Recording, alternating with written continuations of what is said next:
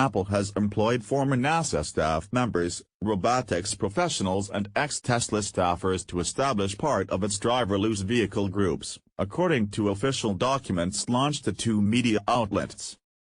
On Friday, Wall Street Journal and Business Insider observed the permit that was released to Apple by Californian officials which gave the company permission to test autonomous cars.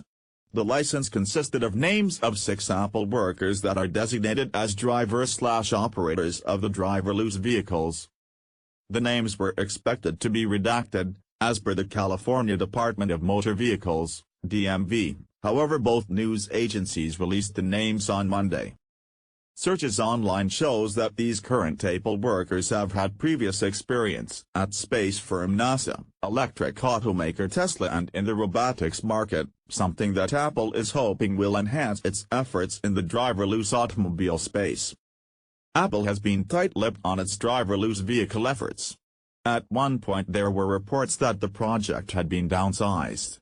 But new developments reveal the U.S. firm is still concentrating on the innovation as it aims to challenge present automakers, in addition to competing technology firms like Google, who has its own autonomous vehicle program via its spin-off company Waymo.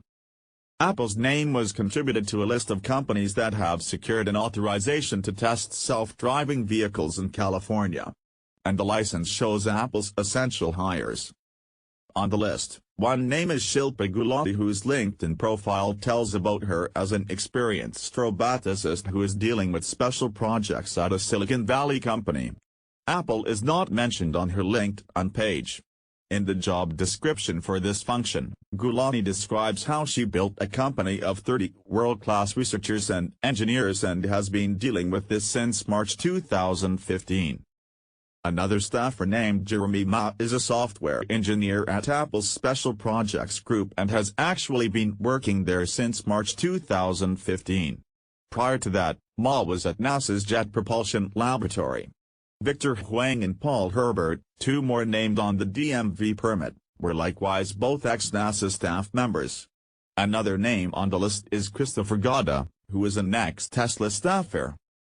It's most likely that Apple is in the early stage of checking its automobiles, considered that the business hasn't spoken much about it publicly. An Apple spokesperson was not readily available for remark when called by CNBC.